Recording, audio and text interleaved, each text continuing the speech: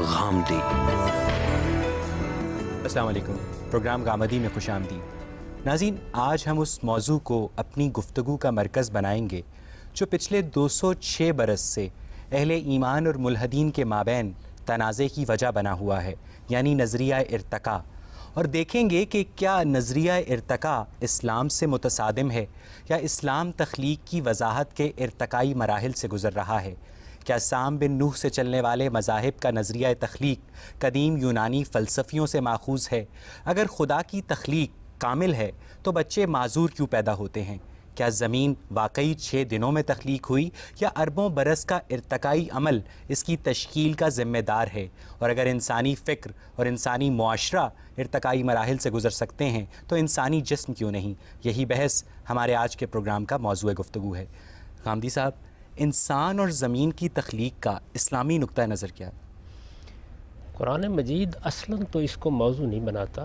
اس کی وجہ یہ ہے کہ قرآن ہدایت کی کتاب ہے اور وہ آپ کی موت کے مسئلے کو اصلاً اپنا موضوع بنا کر گفتگو کرتا ہے، لیکن وہ اللہ کی کتاب ہے، اس وجہ سے استدلال کے موقعوں پر ضمنی طور پہ بعض چیزوں کا ذکر آ جاتا ہے۔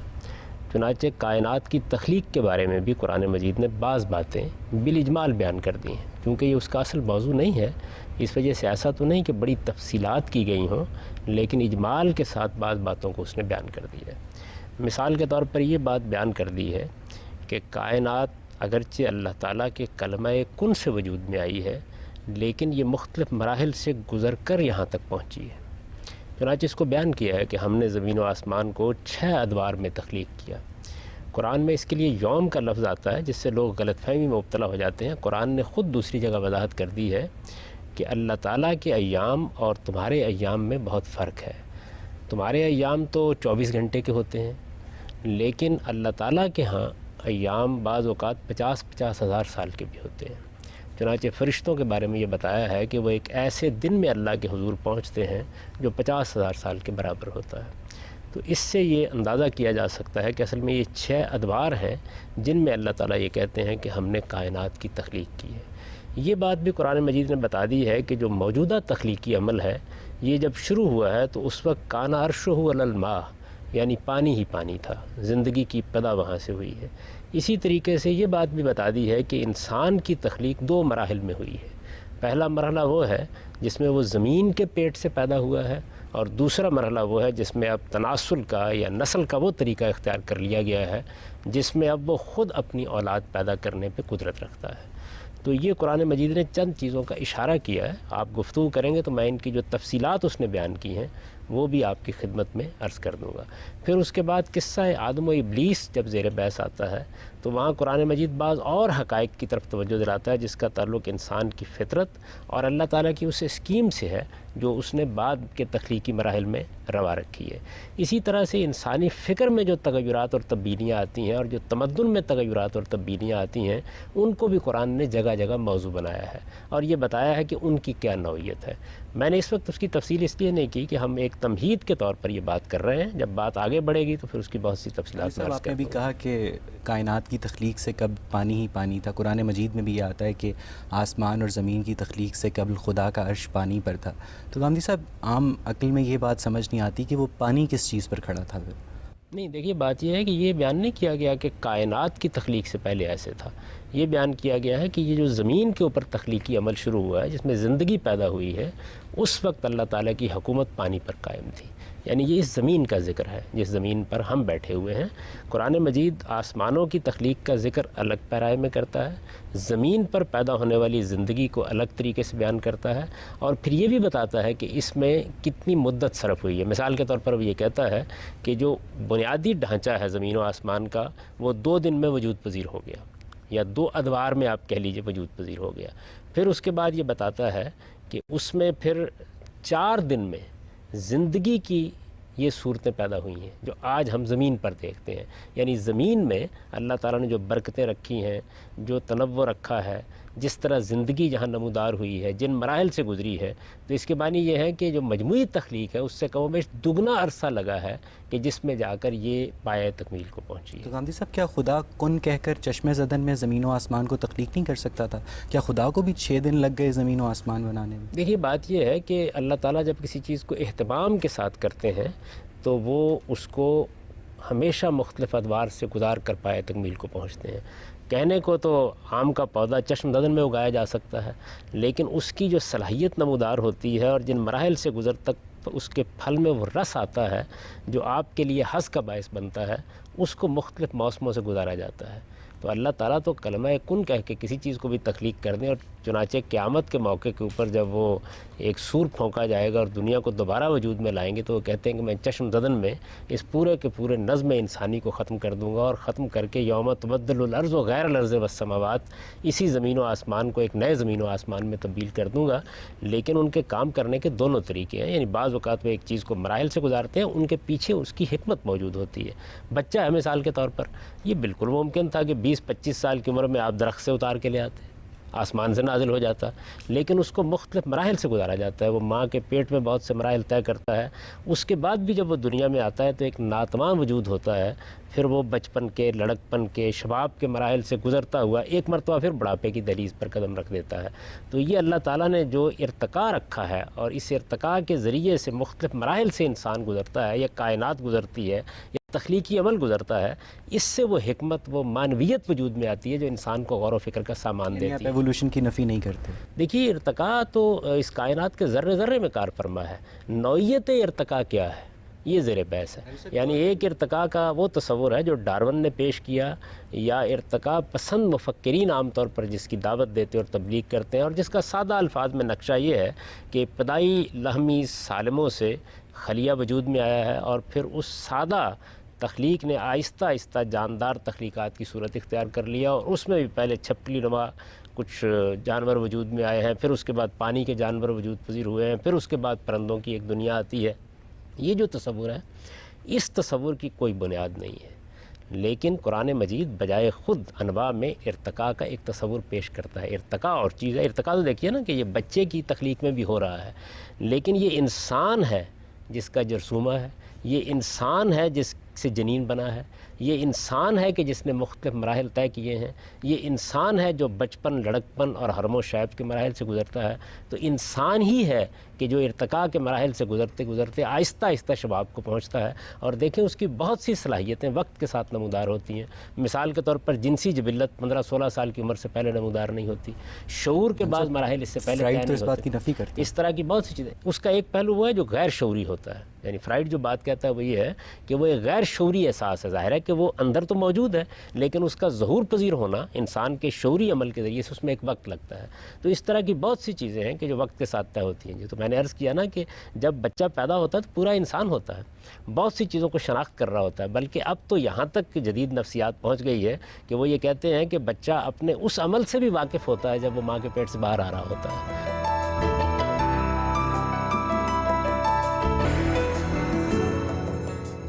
نظریہ ارتقاء کے جو حامی افراد ہیں وہ یہ بھی کہتے ہیں کہ جو انسان ہے، ہومو سیپینس ہے، اور جو ایپس ہیں ان کا جو تولیدی نظام ہے، ان کے جو دانتوں کی ساخت ہے، ان کے جو دماغی ساخت ہے، یہاں تک کہ ان کے جو ڈی این اے پیٹرن ہے وہ 98% تک یکساں ہے۔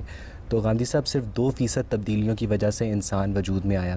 اگر یہ ساری مخلوقات علیحدہ علیحدہ پیدا کی گئی ہیں تو کیا خدا ہر مخلوق میں ایک ڈفرینٹ فزیولوجی کریٹ نہیں کر سکتا تھا تاکہ یہ کنفیوژن ہی نہ پیدا ہوتا؟ نہیں، دیکھیے بات یہ ہے کہ خدا اس دنیا کو جب بناتا ہے تو اس کے اندر اتنا تنوع، اتنی جدت، اتنا حسن، اور پھر ایسی مشابہتیں رکھ دیتا ہے کہ جو ایک خالق کی نشاندہی کر رہی ہوتی ہیں۔ یہ تو انسان کا زاویہ نظر ہے، وہ چاہے تو ان مشابہتوں کے نتیجے میں اپنے آپ کو تردد میں مبتلا کر لے، اور چاہے تو ان کے اندر خالق کائنات کی ایک ذات کو کار فرما دیکھ لے۔ یعنی یہ تو زاویہ نظر ہے۔ ڈارون کے ارتقاء کے تصور نے اب بہت سے اور مراحل بھی طے کر لیے ہیں۔ جہاں ڈارون اس کو چھوڑ کر گیا تھا، ماہرین حیاتیات اب وہاں نہیں کھڑے، اس کے بعد انہوں نے اس کی مشکلات کو حل کرنے کے لیے بہت سے دوسرے نظریات بھی پیش کیے۔ جست کا ایک تصور پیش کیا گیا، اسی طرح سے فطری انتخاب کے بعض مراحل کو اور طریقوں سے ایکسپلین کرنے، لیکن کسی نے ایوولوشن کو ریجیکٹ نہیں کیا۔ دیکھیے بات یہ ہے کہ ایسے لوگ بھی ہیں جو اس کا انکار کر رہے ہیں، لیکن اس کے حق میں ادنا درجے کا کوئی ایویڈنس بھی دریافت نہیں ہو سکا۔ میں تو کہتا ہوں کہ ڈارون کا نظریہ ارتقاء یا جو کچھ بھی اب ارتقاء کے نظریات موجود ہیں اور جن میں اس طریقے سے ایک واحد خلیے سے کائنات کو وجود پذیر ہوتے دکھایا گیا ہے، وہ سائنس فکشن سے زیادہ کوئی حیثیت نہیں رکھتا۔ صاحب بات یہ ہے کہ جو کوئی بھی اسٹیبلش سائنٹیفک جرنل ہے اس میں آج تک کوئی ایسا پیپر پبلش نہیں ہوا جو ایوولوشن کی نفی کرتا ہو، یعنی تمام تر Harvard university, MIT university, Cambridge, Oxford, یہاں ان ساری یونیورسٹیز میں نظریہ ارتقاء کو انڈر گریجویٹ کورسز میں پڑھایا جاتا ہے، اور انڈر گریجویٹ کورسز میں صرف وہی کورسز پڑھائے جاتے ہیں جو اسٹیبلش سائنٹیفک فیکٹس ہوتے ہیں۔ جو تھیوریز ہوتی ہیں جو کنٹروورشل ہوتی ہیں وہ ماسٹرز لیول پر یا PhD لیولز پہ پڑھائی جاتی ہیں۔ یہی تو سائنس کا المیہ ہے کہ ایک ایسی چیز جو اپنے پاس ادنا درجے کا کوئی ثبوت بھی فراہم نہیں کر سکی، جس کی بار بار فاسلز کے ریکارڈ نے تردید کی ہے، جس کے بارے میں جو افسانے تراشے گئے وہ آخر میں افسانے ثابت ہو گئے، جس میں جعل سازی تک کا ارتکاب کیا بعض موقعوں کے اوپر، اس کو ایک سائنسی حقیقت بنا کے پیش کرنے کی جسارت کی جائے۔ فاسلز کا ریکارڈ ارتقاء کی نفی کیسے کرتا ہے؟ بتایا گیا کہ جی فلاں دور میں یہ صورتحال ہونی چاہیے، اس کے بعد جب انتظار کیا گیا تو معلوم ہوا کہ ایک ہی چیز کے فاسلز ایسے دریافت ہو گئے ہیں جو اس زمانے میں بالکل وہی صورت بتا رہے ہیں۔ آپ جانتے ہیں کہ گھوڑے کے معاملے میں کیا ہوا تھا، یعنی چند مشابہتوں کو تلاش کر کے ایک افسانہ تراشا جاتا ہے، ایک ہڈی کو لے کر اس کے اوپر تخیلاتی خاکہ بنایا جاتا ہے۔ وہ تخیلاتی خاکہ بالکل ایسے ہی ہوتا ہے جیسے آپ کے مصور بعض اوقات کسی موقع کے اوپر کوئی جرم ہو جاتا ہے تو وہ اپنے تصورات سے بناتے ہیں۔ اس طرح کے تصوراتی خاکے بنا کر سائنس کی کتابوں میں اس طرح بیان کر دیے جاتے ہیں جیسی ایک حقیقت ہے۔ دیکھیے بات یہ ایک بڑی سادہ بات ہے، مشابہتیں موجود ہیں، ان مشابہتوں کو ایکسپلین کرنا تھا، یہ صورت تھی۔ اس سے یہ دھوکہ ہوا کہ غالباً یہ ایک سے دوسری چیز پھوٹتی چلی آ رہی ہے۔ اب ہونا کیا چاہیے تھا؟ ہونا یہ چاہیے تھا کہ اگر یہ فی الواقع ایسا ہی تھا تو جس طریقے سے دنیا کے اندر تمام انواع اپنی کامل شکل میں ہزاروں لاکھوں کی تعداد میں موجود ہیں، وہ ارتقاء کے مختلف مراحل سے گزرتی ہوئی بھی لاکھوں کی تعداد میں موجود ہوتی، یعنی اس کو کسی حال میں بھی نہیں روکا جا سکتا۔ ارتقاء کا نظریہ اپنے تصور میں یہ چاہتا ہے کہ جس طریقے سے کامل چیزیں موجود ہوں اسی طریقے سے مختلف مراحل سے گزرتی ہوئی ناقص چیزیں بھی موجود ہوں۔ تو گاندھی صاحب ڈائنوسار ایکسٹنکٹ ہو گیا، ناقص چیزیں تھیں جو اپنے آپ کو ماحول کے مطابق اڈاپٹ نہیں کر سکتے۔ ڈائنوسار چھوٹی گردن والے جو زرافے تھے وہ بھی ایکسٹنکٹ ہو گئے اور لمبی گردن والے زرافے کوئی ناقص چیز نہیں تھی۔ دیکھیے ناقص چیز کا مطلب یہ ہے کہ ابھی ایک مخلوق ایسی ہے جو نصف مچھلی ہے اور نصف چھپکلی ہے، یہ ہے اس کا ناقص ہونا۔ ڈائنوسار اپنی جگہ ایک کامل مخلوق تھی۔ کسی مخلوق کا ختم ہو جانا یہ تو کائنات کے اندر جاری ہے۔ ایرسٹوٹل کی تھیوری تھی کہ انسان بلڈ کلوت سے بنا ہے، اور قرآن میں بھی اس کے بارے میں ذکر کیا ہوا ہے۔ تو آپ کیا اس کے بارے میں کہیں گے کہ اس تھیوری کو قرآن کس طرح اس کو ریلیٹ کرتا ہے اس کو؟ نہیں، قرآن مجید نے یہ بات نہیں کہی۔ قرآن مجید نے تو یہ بتایا ہے کہ اس وقت انسان جن مراحل سے گزر کر وجود پذیر ہوتا ہے وہ مراحل کیا ہیں، ان مراحل کو بیان کیا۔ ظاہر ہے کہ اس میں ایک نطفے سے اس کی ابتدا ہوتی ہے، پھر ایک خون کی پھٹکی سی بن جاتی ہے، پھر جونک کی صورت اختیار کر لیتا ہے، پھر اس کے بعد مختلف مراحل سے گزرتے ہوئے اس کی ہڈیوں پر گوشت آنا شروع ہو جاتا ہے، اور پھر کہیں جا کر وہ وقت آتا ہے کہ جس میں وہ ہر لحاظ سے درست ہو جاتا ہے۔ تو یہ مراحل قرآن نے بیان کیے ہیں، یہ نہیں کہا کہ فلاں چیز سے انسان بنا ہے۔ انسان کے بننے میں جو اجزاء موجود ہیں وہ تو اسی پوری کائنات کے اندر ہیں، اسی ہماری زمین کے اندر ہیں، اور ان کا تحلیل تجزیہ کر کے بتا بھی دیے گا کہ وہ کیا اجزاء ہیں۔ انسان کی شخصیت کے بھی دو پہلو ہیں، یعنی ایک پہلو اس کا وہ ہے جس میں اس کا جسمانی قالب وجود میں آیا ہے۔ قرآن اس کو دو مراحل میں بیان کرتا ہے۔ ایک مرحلہ اس کا وہ ہے جب وہ زمین کے پیٹ سے پیدا ہوا ہے، دوسرا مرحلہ وہ ہے جس طریقے سے وہ اب پیدا ہوتا ہے۔ تو اس دوسرے مرحلے کو بیان کرتے ہوئے وہ ان سب مراحل کی طرف اشارہ کرتا ہے جو اس وقت بھی ماں کے پیٹ میں گزرتے ہیں۔ ان میں اس کا بھی ذکر کیا گیا ہے کہ ایک وقت ایسا ہوتا ہے کہ جب وہ خون کی پھٹکی کی طرح ہو جاتا ہے، یعنی وہ بھی گویا بات سمجھانے کے لیے ایک لفظ اختیار کر لیا گیا ہے۔ اصل حقیقت کیا ہے؟ اصل حقیقت کو تو ظاہر بات ہے کہ آپ علمی طریقے سے مختلف اصطلاحات سے تعبیر ہی کر سکتے ہیں۔ ہمارے ذہن میں جو تعبیرات ہوتی ہیں ان کے لیے ہم الفاظ بھی وجود پذیر لاتے رہتے ہیں۔ تو انسان کو سمجھانے کے لیے یہ بات کہی گئی ہے کہ بالکل ایک خون کی پھٹکی کی طرح پھر وہ ہو جاتا ہے۔ آپ پوچھو۔ سر میرا سوال یہ ہے کہ زمین کی عمر 4 ارب 55 کروڑ سال ہے، جبکہ انسان کی عمر 2 لاکھ سال ہے۔ یہ جو اس میں گیپ 4 ارب 54 کروڑ اور 98 لاکھ سال کا آتا ہے، تو کیا یہ پرفیکٹ کریشن کے تصور کو متزلزل نہیں کرتی؟ پرفیکٹ کریشن سے آپ کی کیا مراد ہے؟ یعنی کیا صرف انسان ہی ہے کہ جس کو اللہ تعالیٰ نے پیدا کیا ہے؟ اللہ تعالیٰ کی ساری مخلوقات اس کے لیے برابر ہیں۔ اربوں سال پہلے جب یہ دنیا وجود میں آئی ہے اس وقت بھی بہت سی مخلوقات تھیں. ایک لمبے مرحلے سے یہ سارا معاملہ گزرا ہے اور پھر ایک وقت آیا ہے کہ جس وقت اس نے انسان جیسی مخلوق کو پیدا کیا ہے. بہت سی مخلوقات ایسی ہیں جن کو اب ہماری خوردبینیں دریافت کر رہی ہیں، اور بہت سی مخلوقات ایسی ہیں جس کے بارے میں الہامی صحائف ہم کو بتاتے ہیں کہ وہ موجود ہیں اور ہم سے بہت پہلے سے موجود ہیں. مثال کے طور پر فرشتے ہیں، مثال کے طور پر جنات ہیں. تو خدا کی کائنات بے آباد نہیں تھی. ہم البتہ ارتقاء کے ایک خاص مرحلے میں وجود پذیر ہوئے ہیں اور اس کے بعد اللہ تعالیٰ کی وہ اسکیم روبہ عمل ہوئی ہے جو ہم سے متعلق ہے. تو ساری کائنات کو اور خدا کے پورے تخلیقی عمل کو اپنے ہی زاویے سے نہیں دیکھنا چاہیے. اللہ تعالیٰ کی کائنات ہے، وہ اس کا خالق ہے، وہ اس کا مالک ہے، وہ اس میں بے شمار مخلوقات کو پیدا کرتا ہے. ابھی تو پچھلے دنوں ایک جزیرہ دریافت ہوا جس میں 10,000 کے قریب ایسی انواع دریافت ہوئی جو دنیا میں اور کہیں نہیں پائی جاتی. تو معلوم نہیں کیا کیا مخلوقات ہیں کہ جن کا وہ خالق ہے اور ان کے ساتھ کیا معاملہ کر رہا ہے. انسان کو اپنے حاضر علم کی بنیاد پر اور اپنے محدود علم کی بنیاد پر خدا کو قیاس نہیں کرنا چاہیے.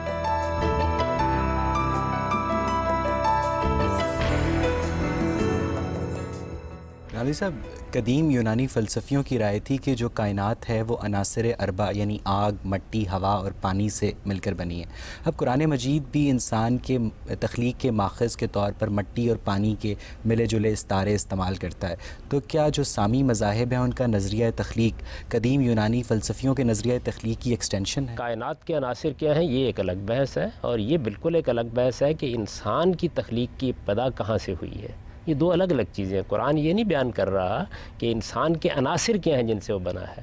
یہ بتا رہا ہے کہ یہ اصل میں سمندروں کے کنارے جس طرح ایک چپچپاتی ہوئی مٹی ہوتی ہے جس کو آپ گارے سے تعبیر کر سکتے ہیں، اس سے انسان کی تخلیق کی ابتدا ہوئی ہے. یہ بات بیان کرتا ہے. اس کو تین لازب کے لفظ سے تعبیر کرتا ہے. یعنی یوں سمجھ لیجئے کہ جس طرح اب یہ ایک پروسیس ہے نا جو اب گزرتا ہے، وہ کیا پروسیس ہے؟ وہ پروسیس یہ ہے کہ اسی زمین کے مختلف اجزاء ہیں جو خوراک کی صورت میں ہمارے اندر جاتے ہیں. ہماری اس فیکٹری کے اندر پروسیس ہوتے ہیں. اس سے ایک قطرہ آب بنتا ہے اور ایک ایگ بنتا ہے. دونوں کا ایک خاص طریقے پر ملاپ ہوتا ہے. ان کے ملاپ سے کے نتیجے میں وہ جنین وجود میں آتا ہے جو پھر مختلف مراحل سے گزرتا ہے. وہ مختلف مراحل سے گزرنے کے بعد ایک جیتا جاگتا انسان کم و بیش قالب کے لحاظ سے 120 دن میں مکمل ہو جاتا ہے.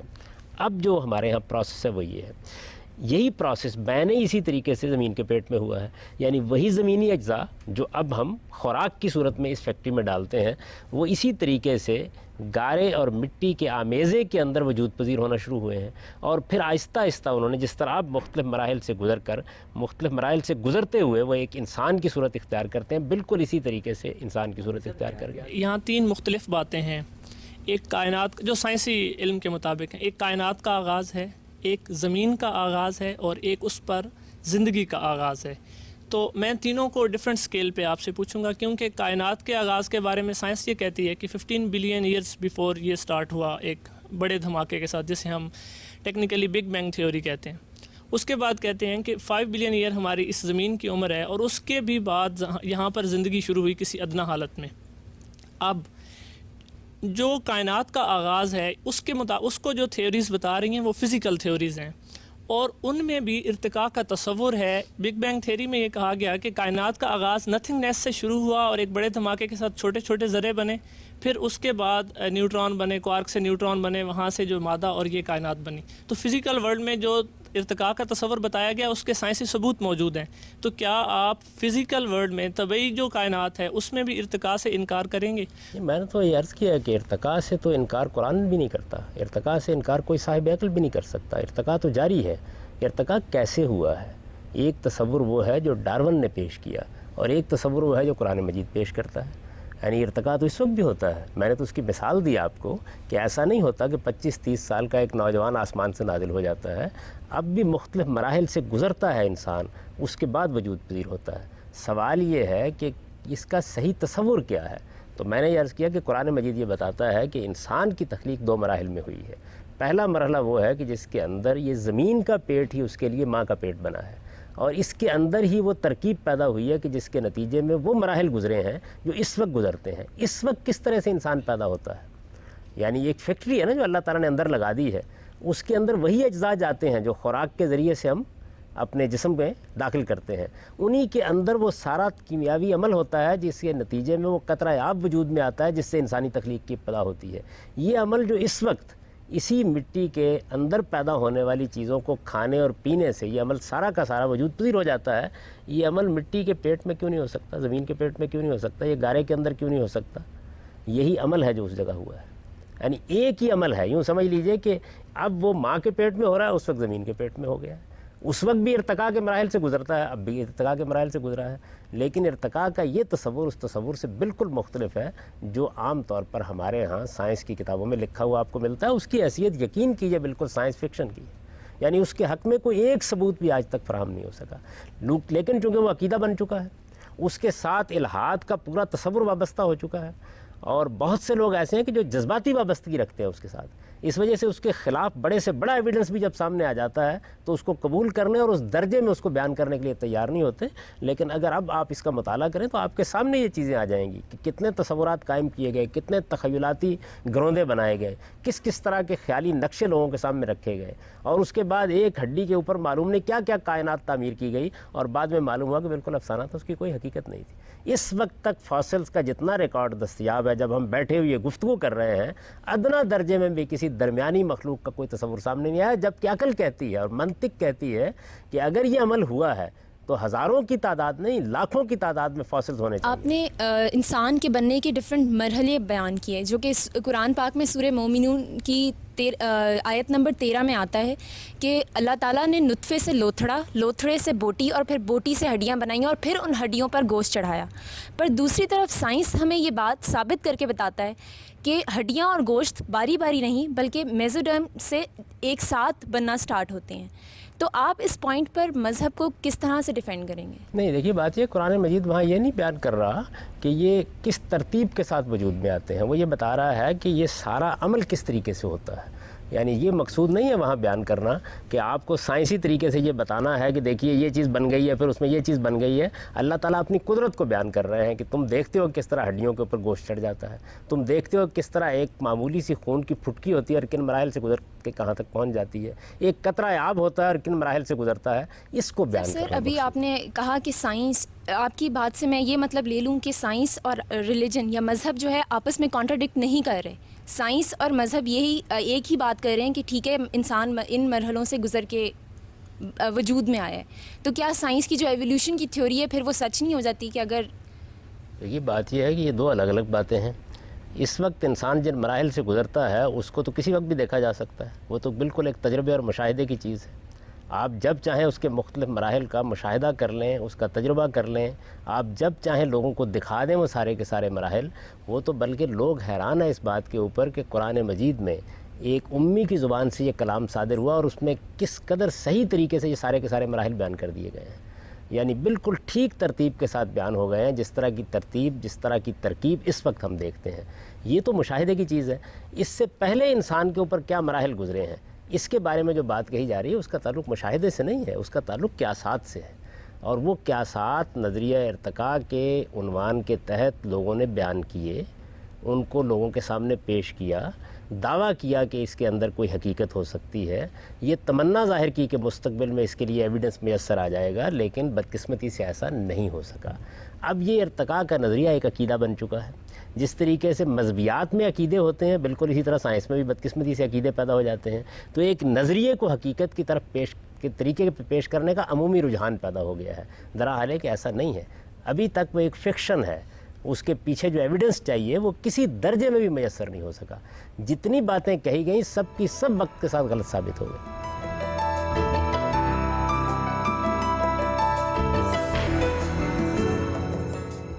سر اس طرح ہم مذہب ہمیں, آپ کے کہنے کے مطابق مذہب ہمیں ہمیشہ صحیح بتا رہا ہے, اور پھر سائنس کو ہم پڑھتے کیوں ہیں؟ ہمیں سائنس کی ضرورت پھر کیا ہے؟ اگر مذہب ہمیں ایک چیز صاف بتا رہا ہے, ہمیں بیان کی جا رہی ہے, تو ہم صرف مذہبی کو فالو کر لیں. ہمیں ہمارا شعور, ہمارا ذہن, ہمارا دماغ, ہمیں اس کی پھر ضرورت نہیں ہے. نہیں, دیکھیے یہ دو بالکل الگ الگ باتیں ہیں. میں نے تو ابتدائی سوال جب انہوں نے کیا تھا اس وقت یہ عرض کر دیا تھا کہ یہ مذہب کا موضوع نہیں ہے.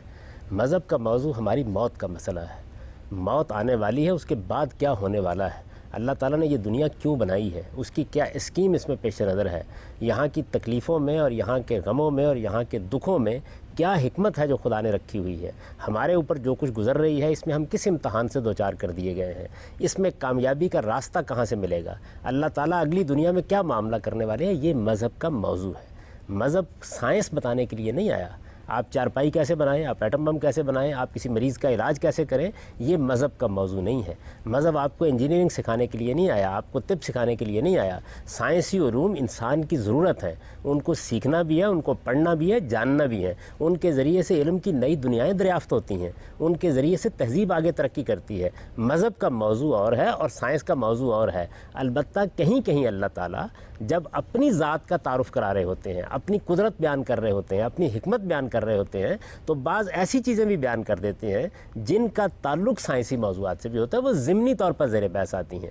جس طرح مثال کے طور پر میں کسی موقع کے اوپر لوگوں کو اخلاق کے بارے میں کوئی بات بتانے کے لیے بیٹھتا ہوں, تو میرا موضوع تو اصل میں اخلاقی تطہیر یا اخلاقی تزکیہ, لوگوں کو اپنے نفس کو پیوریفائی کرنے کا طریقہ بتانا ہے. میں اس میں مثال کے طور پر کسی چیز کا ذکر کرتا ہوں بات سمجھانے کے لیے, اور اس میں کوئی سائنسی چیز بھی زیر بحث آ جاتی ہے. قرآن میں یہ معاملات بس اسی حد تک زیر بحث آتے ہیں. جہاں قرآن زیر بحث لے آتا ہے وہاں ظاہر ہے وہ اللہ کی کتاب ہے, اس کی بات کبھی غلط نہیں ہو سکتی. لیکن باقی تمام چیزیں آپ کے علم کے لیے, آپ کے مطالعے کے لیے, آپ کے تجربے کے لیے, آپ کے مشاہدے کے لیے چھوڑ دی گئی ہیں. ان پر غور کیجئے, اس علم کو بڑھائیے. اس علم پر انحصار ہے در حقیقت انسانی تہذیب کے ارتقاء کا. اس وجہ سے اس کی اپنی اہمیت اور غیر معمولی اہمیت ہے. میں تو یہ سمجھتا ہوں کہ مسلمانوں کو اصل میں اشتغال ہی دو علوم سے رکھنا چاہیے, اپنی آخرت کے لیے قرآن مجید سے, اور اپنی دنیا کے لیے سائنسی علوم سے, طبعی علوم سے. مسلمانوں کی بدقسمتی یہ ہے کہ انہوں نے قرآن کو بھی پس پش ڈال دیا, اور طبعی علوم کے بجائے ان کے ہاں زیادہ تر ذہین عناصر کا اشتغال اور توجہ ان موضوعات کی طرف ہو گئی جن کا تعلق ما بعد طبیعیات سے تھا, مثلا فلسفہ اور تصوف. جہاں تک سائنسی اور طبعی علوم کا تعلق ہے وہ ایک لمبے عرصے تک ہماری توجہات کا مرکز نہیں رہے. ہمارے انحطاط اور زوال کی وجہ یہی ہے. اس وجہ سے یہ دو بالکل الگ الگ دائرے ہیں, ان کو الگ الگ رکھنا چاہیے. کبھی کبھی ایسا ہوتا ہے کہ جیسے سائنس مذہب کے کسی معاملے پر گفتگو کر دیتی ہے, ایسے ہی کبھی کبھی ایسے ہوتا ہے کہ قرآن بھی کسی سائنسی مسئلے پر گفتگو کر دیتا ہے.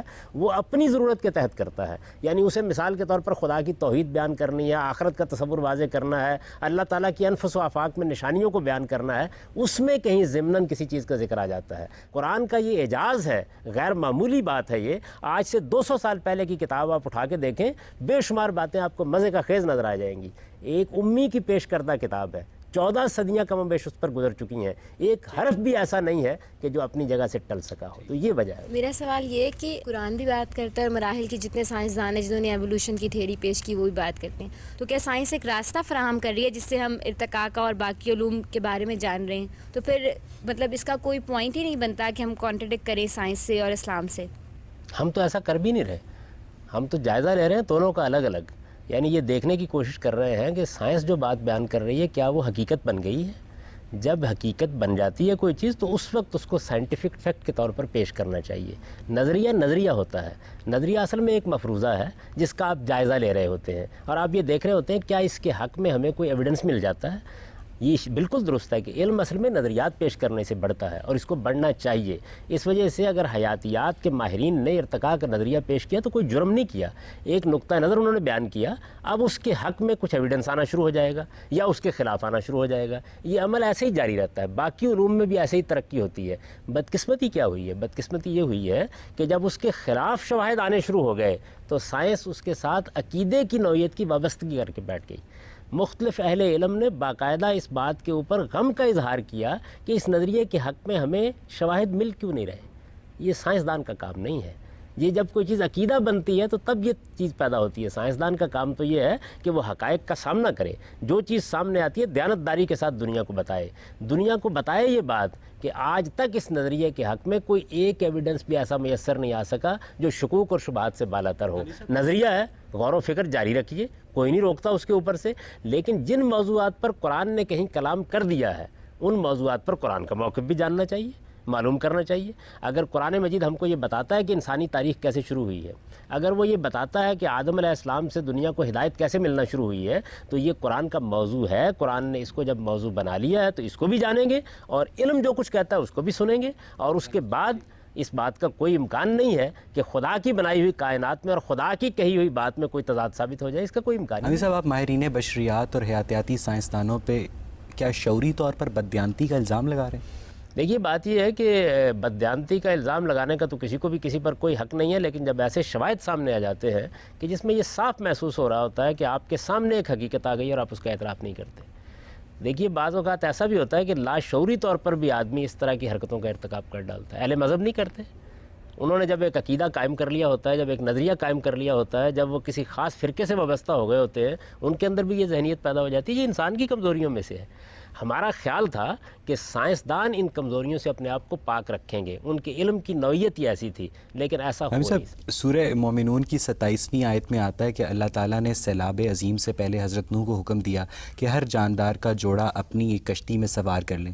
تو گامدی صاحب, دنیا میں جو 5 کروڑ سپیشیز بستی ہیں, انہیں زمین کے ایک مقام پر مجتمع کر کے انہیں ایک ہاتھ سے بنی ہوئی کشتی میں سوار کرنا کیسے ممکن ہے؟ یا یہ جو ساری سپیشیز ہیں یہ بعد میں ارتقاء کے نتیجے میں درجہ بدرجہ وجود میں آئیں؟ دیکھیے بات یہ ہے کہ جو ہر کا لفظ بولا جاتا ہے نا, یہ اردو زبان میں بھی ماحول کے لحاظ سے بولا جاتا ہے. میں یہاں سے نکلتے ہوئے کہتا ہوں کہ ان لوگوں میں سے ہر ایک کو چائے کا ایک کپ پلا دیجئے. تو یہ ایک خاص پس منظر میں لفظ بولا گیا ہے. قوم نوح پر طوفان آیا تھا, ایک بڑے علاقے میں پانی پھیل گیا تھا. جو لوگ کشتی میں سوار کیے گئے تھے ان کو بعد میں زندگی شروع کرنی تھی. ان کی ضرورت کے جانور جو تھے ان کے بارے میں یہ کہا گیا کہ ان کو آپ کشتی میں سوار کر لیں, کیونکہ دوبارہ وہ عمل تو صدیوں میں شروع ہوتا, جس کے بعد اس علاقے میں ان کی ضرورت کے جانور جو اس زمانے میں لوگوں کے لیے ان کی معیشت کی بنیاد تھے وہ میسر کیے جا سکتے. تو ایسے موقعوں پر ہر کا لفظ یا کل کا لفظ جو عربی زبان میں بولا جاتا ہے یہ اس صورتحال کے لحاظ سے بولا جاتا ہے. ہم بھی ایسے ہی بولتے ہیں, تو اس کو سمجھ لینا چاہیے. اس سے لوگوں نے بالکل ایک غلط نتیجہ یہ نکال لیا. ایسی بات قرآن نے بالکل نہیں کہی کہ ساری کائنات میں جتنے جاندار موجود ہیں ان کے جوڑے وہاں رکھ لیے گئے تھے. نہ طوفان پورے کے پورے عالم میں آیا تھا, اور نہ ساری دنیا کے اندر جو مخلوقات اللہ نے پیدا کی ہیں ان کو رکھنا مقصود تھا. ایک قوم پر طوفان آیا, اللہ کا عذاب آیا, اس کے بعد وہ قوم مٹا دی گئی. کچھ لوگوں کو کشتی میں سوار کر کے بچا لیا گیا. جو لوگ بچے ان کو اگلے دن زندگی شروع کرنی تھی. ان کی زندگی کی ضرورت کے تمام جانور, دیکھیے میں نے لفظ تمام بولا لیکن ایک خاص پس منظر میں بولا. تو قرآن مجید ادب کی زبان میں ہے, اس کو بہت اچھی طرح سمجھنا چاہیے. اس سے پہلے ایک سوال ہوا تو میں نے عرض کیا تھا کہ قرآن نے تخلیق کے مراحل بیان کرتے ہوئے بھی یہی اسلوب اختیار کیا ہے کہ انسان کو جس طریقے سے اللہ تعالیٰ کی قدرت کا ایک نمونہ بتانا ہے وہ بتایا ہے. اس میں یہ مقصود نہیں ہے کہ ہڈیاں پہلے وجود میں آئی ہیں یا گوشت پہلے وجود میں آیا ہے. اس کو بیان کرنا پیش نظر نہیں. یعنی قرآن مجید سائنس کی کتاب نہیں ہے؟ سائنس کی کتاب تو یقیناً نہیں ہے. اس کی وجہ یہ ہے کہ قرآن مجید آپ کو یہ بتانے کے لیے نہیں آیا کہ حقائق کس طریقے سے نمودار ہوتے ہیں. سائنس جن چیزوں کو موضوع بناتی ہے ان کے بارے میں قرآن کیا رائے قائم کرنا چاہتا ہے. قرآن مجید میں یہ تمام معاملات ضمناً زیر بحث آتے ہیں. جس طریقے سے مثال کے طور پر ادب کی ایک کتاب آپ لکھ رہے ہوتے ہیں, ممکن ہے کہ آپ ایک ڈرامہ لکھ رہے ہوں, آپ فکشن لکھ رہے ہوں, آپ کوئی ناول لکھ رہے ہوں, اس کے درمیان میں بھی ہو سکتا ہے کہ کسی موقع پر کسی سائنسی چیز کا بیان ہو جائے, کسی طبی حقیقت کا بیان ہو جائے. قرآن ہدایت کے لیے آیا ہے, اور ہدایت کا موضوع کیا ہے کہ آپ کو موت کے بعد کیا پیش آنے والا ہے. اس کے لحاظ سے کسی موقع کے اوپر وہ کوئی بات کرتا ہے, چونکہ وہ خدا کی بات ہوتی ہے اس لیے غلط نہیں ہوتی.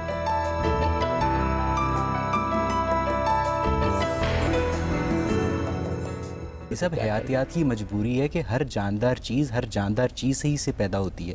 زمین تو بے جان ہے, زمین کا پیٹ بھی بے جان ہے, تو اس کے اندر سے جاندار چیزیں کیسے پیدا ہو سکتی؟ بات یہ ہے کہ حیاتیات کہیں سے بات شروع کرے گی. مثلا نظریہ ارتقاء بھی تو آخر پہلے خلیے سے بات شروع کرے گا نا. بات یہ ہے کہ زمین کے پیٹ کے اندر ہی سے اب بھی سب کچھ پیدا ہوتا ہے. بے شمار مخلوقات ایسی ہیں کہ جن کے لیے جو کام ماں کا پیٹ کرتا ہے وہی زمین کا پیٹ کر رہا ہوتا ہے. جی آپ پوچھیے. آپ نے تھیوری آف ایوولوشن کو ابھی بالکل رد کر دیا یہ کہہ کر کہ یہ ایک سائنس فکشن ہے. کائنات کی تخلیق اور انسان کی تخلیق میں تقریباً کروڑوں سال گزر گئے. انسان کو یہ تھیوری پیش کی ہوئی ابھی 200 سال گزرے ہیں جس کے اوپر ابھی تحقیق جاری ہے. کیا یہ انسان کے ساتھ, انسان کی عقل کے ساتھ, انسان کی تحقیق کے ساتھ تھوڑی زیادتی نہیں ہے کہ اس کو اتنا کم وقت دیا گیا اور ایک پوری اس کی تھیوری جس پہ ریسرچ ابھی ہو رہی ہے اور ابھی اس کے لیے پروف وہ پیش کر رہا ہے انسان, اس کو بالکل ہی اسی طرح رد کر دیا جائے؟ دیکھیے بات یہ ہے کہ اگر اس کو اسی حیثیت سے پیش کیا جاتا کہ یہ ایک نظریہ ہے, ہم اس پر تحقیق کر رہے ہیں, تو ہمارا رد عمل بھی ایسا نہ ہوتا. اس طرح پیش نہیں کیا جاتا. یعنی اس کو ایک حقیقت کے طور پر پیش کرنے کی جسارت کی جاتی ہے, ذہنوں کو اسی طریقے سے باور کرایا جاتا ہے. اس کے بعد بالکل جس طرح سے آپ اپنے تخیلاتی خاکے بناتے ہیں اسی طرح خاکے بنا دیے جاتے ہیں. اس کے بعد ان پر تخیلات کے خول پر خول چڑھائے جاتے ہیں. وہ جو ایک صاحب علم نے یہ کہا تھا کہ یہ بھی کیا تحقیق ہے کہ اس میں ٹڈے کی ٹانگ کے اوپر ہاتھی کا خول چڑھا کے پیش کر دیا جاتا ہے. تو یہ جو صورتحال ہے یہ سخت تکلیف کا باعث بنتی ہے. اس وجہ سے میں یہ عرض کر رہا ہوں کہ اس وقت تک یہی صورتحال ہے. ہم تحقیق کو نہیں روک رہے, آپ تحقیق کیجئے, اپنی بات آگے بڑھائیے, لیکن چونکہ اس موضوع پر قرآن مجید نے گفتگو کر دی ہے اور یہ بتا دیا ہے کہ انسان کی تخلیق کن مراحل سے گزر کر ہوئی ہے, اور دونوں مراحل کا ذکر کر دیا ہے, اور یہ بتا دیا ہے کہ جب انسان کی تخلیق کی ابتدا ہوئی تو وہ بھی اصل میں انسان تھا جس کی تخلیق کی ابتدا ہوئی ہے. بدا خلق الانسان من طین, یعنی گارے کے اندر سے ہم نے انسان کی کو وجود پذیر کرنے کا عمل شروع کیا, اور پھر قرآن اس کے مختلف مراحل بتاتا ہے. یعنی صاف معلوم ہوتا ہے کہ گارے کے اندر جب یہ چیز پیدا ہوئی تو جیسے ایگ بنتا ہے اس طرح ایگ بنتا چلا گیا ہے, پھر وہ ٹوٹا ہے جس کو سلسال کالفخار کہتا ہے قرآن مجید, اس کے اندر سے انسان نمودار ہوا ہے. اور ظاہر بات ہے کہ اب ایک ناتواں بچے کی صورت میں نمودار ہوتا ہے, اس وقت کافی بڑی عمر میں نمودار ہوا ہوگا. پھر اسی پروسیس کو انسان کے اندر رکھ دیا گیا ہے, اب وہ ایک دوسرے طریقے سے اس کو پیدا کر رہا ہے. آپ دیکھیں کہ تخلیقی پروسیس جتنے ہیں سب ان دونوں مراحل سے گزرتے ہیں. ہم نے کمپیوٹر کتنا بڑا بنایا تھا, اس کے بعد ہم اس کو آہستہ آہستہ کنڈنس کرنا شروع کر دیتے ہیں. تو اللہ تعالیٰ نے دیکھیے کتنی خوبصورتی سے اس کو بیان کیا, بدا خلق الانسان من طین, ہم نے انسان کو گارے سے بنانا شروع کیا. ثم جعل نسلہ من سلالۃ ماء مہین, پھر دوسرے مرحلے میں ہم نے اس کی نسل ایک پانی کے افشردے میں رکھ دی. پھر اس کے بعد کیا, ثم سواہ, پھر ہم نے اس کا تسویہ کیا, اسے نیک سوک سے درست کیا, پھر ہم نے اس میں روح پھونکی. تو دونوں مراحل کو قرآن مجید بیان کر دیتا ہے. بالکل صحیح ہے. جب انسان کی تخلیق اس طریقے سے ہو گئی تو کیا وہیں سے سروائیول آف دا فٹسٹ کا آغاز نہیں ہوا؟ دیکھیے سروائیول آف دا فٹسٹ ایک بالکل اور چیز ہے, اور جو ڈارون کا نظریہ ارتقاء میں انتخاب فطری کا اصول ہے وہ بالکل اور چیز ہے. دنیا کے اندر ظاہر بات ہے کہ آپ اتنی صلاحیت رکھتے ہوں گے کہ زندہ رہیں تو تبھی آپ زندہ رہیں گے, بلکہ یہ تو آگے بھی نظریہ جا رہا ہے. جس نے اپنے آپ کو اخلاقی لحاظ سے توانا کیا ہے آگے بھی وہی اپنے لیے اچھی زندگی کا اہتمام کر پائے گا. یہ چیز تو رہے گی, لیکن دیکھیے بات یہ ہے کہ ارتقاء ایک لفظ ہے, ارتقاء کا تصور آپ کا کیا ہے؟ سروائیول آف دا فٹسٹ ایک لفظ ہے, ایک تعبیر ہے, اس کا آپ کا تصور کیا ہے؟ اس وقت تو جو یہ نظریہ ہے یہ خالص نسل پرستی پر جا کر منتج ہو رہا ہے. اس کے بانی تو یہ ہے کہ اصل میں جتنے انسان بھی دنیا میں پائے جاتے ہیں ان کے اندر خود برتر نسلوں کا تعین کیا جائے. اس نے تو انسانیت کو تفریق میں ڈال دیا ہے, اس نے فلسفے پر ظلم کیا ہے, اس نے پوری انسانیت کے بارے میں ایک ایسا تصور دے دیا ہے کہ جس کے نتیجے میں ہر چیز اصل میں اپنی جگہ سے ہل گئی ہے. پھر یہ کہ یہ لوگ حیاتیات تک پر رکے نہیں ہیں, انہوں نے اس نظریے کا جو حیاتیات کا نظریہ تھا اس کا اطلاق سماجیات پر کر دیا آگے, اور پھر سماجی علوم کے معاملے میں بھی یہی صورتحال پیدا کر دی ہے.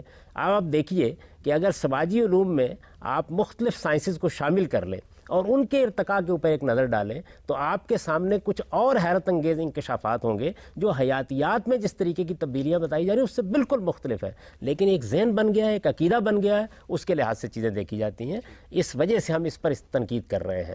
مرحلے گزر رہے ہیں, زندگی آگے بڑھ رہی ہے, اگر کوئی معقول بات سامنے آ جائے گی تو کیوں نہیں مانیں گے؟ ہم تو اس پیغمبر کو ماننے والے ہیں کہ جس کی طرف سے قرآن میں یہ اعلان کیا گیا ہے, رسالت میں آپ صلی اللہ علیہ وسلم سے کہا گیا کہ آپ لوگوں کو کہیے کہ میں قرآن اور تورات پیش کر رہا ہوں, اگر تمہارے پاس اہدیٰ منہما, اس سے زیادہ کوئی ہدایت کی چیز ہے تو میں اس کی پیروی کر لوں گا. تو چیز کو آنے دیجئے نا, لیکن سائنس فکشن کے درجے کی چیز ہو, کوئی ایویڈنس موجود نہ ہو, آپ تخمینوں کو پیش کر رہے ہوں. آپ وہی بات جس کو میں نے کہا کہ ٹڈے کی ٹانگ کے اوپر ہاتھی کا خول چڑھا کے پیش کر رہے ہوں اور پھر اس کو سائنسی حقیقت کے طور پر بیان کریں, اصل میں رد عمل اس کے خلاف ہوگا. بات جتنی ہے اتنی کہیے, آپ کہیے ایک نظریہ ہے, تحقیق کر رہے ہیں, ریکارڈز کا مطالعہ کر رہے ہیں, ہو سکتا ہے درست ہو. کیا اس طرح پیش کیا جاتا ہے؟ کوئی کتاب آپ اٹھا کے دیکھ لیں, بالکل ایک واقعے کے طور پر اس کو بیان کیا جا رہا ہوتا ہے ایک نظریہ, حقیقت نہیں بنا, لیکن لوگوں کو باور کرا دیا گیا ہے کہ یہ ایک سائنسی حقیقت ہے جو دریافت کر لی گئی ہے, درا حال ہے کہ اس کے حق میں ادنا درجے کا کوئی ایویڈنس بھی میسر نہیں ہو سکا. ناظرین, جب سے انسان نے شعور کی آنکھ کھولی ہے اس کے لیے سب سے بڑا مسئلہ اپنے وجود کی عقلی توجیہ رہا ہے. ایک عرصے تک مذہب اس کی یہ ضرورت پوری کرتا رہا ہے, لیکن سائنس کے نظریہ ارتقاء نے اگر اس کی سوچوں میں تلاطم نہیں بپا کیا تو سکون بھی نہیں رہنے دیا. مگر کہیں الہامی دانش اور انسانی دانش ایک ہی حقیقت کی دو مختلف ڈائمنشنز تو نہیں؟ اس امکان کو بھی مکمل طور پر نظر انداز کرنا ہمارے لیے ممکن نہیں. اگلے پروگرام میں ہم نظریہ ارتقاء سے متعلق اپنی اس گفتگو کو مزید آگے بڑھائیں گے. تب تک کے لیے مجھے اور پروگرام غامدی کی پوری ٹیم کو اجازت دیجیے. خدا حافظ. غامدی. السلام علیکم. پروگرام غامدی میں خوش آمدید. ناظرین, پچھلے پروگرام میں ہم نے نظریہ ارتقاء سے متعلق جس بحث کا آغاز کیا تھا آج ہم اس پہ اپنے شرکاء اور محترم جاوید احمد غامدی کے مابین گفتگو کو مزید آگے بڑھائیں گے اور دیکھیں گے کہ پچھلے ادوار کے مسلمان علماء کرام کیوں نظریہ ارتقاء کے مخالف تھے، جبکہ آج کے دور کے بعض مسلمان علماء کرام نظریہ ارتقاء کو اسلامی تعلیمات سے متصادم نہیں سمجھتے۔ اگر خدا نے کوئی چیز بے وجہ نہیں بنائی تو ہمارے جسم میں اپینڈکس کا کیا کام ہے؟ اگر خدا نے اپنی ہر مخلوق میں بقا کی استطاعت رکھی تھی تو کیوں ڈائناسور اور دیگر بہت ساری مخلوقات فنا ہو چکی ہیں؟ کیا عناصر زندگی میں ظہور ترتیب حادثاتی تھا یا مشیت خداوندی کا نتیجہ؟ یہی بحث ہمارے آج کے پروگرام کا موضوع گفتگو ہے۔ جی آپ کا سوال؟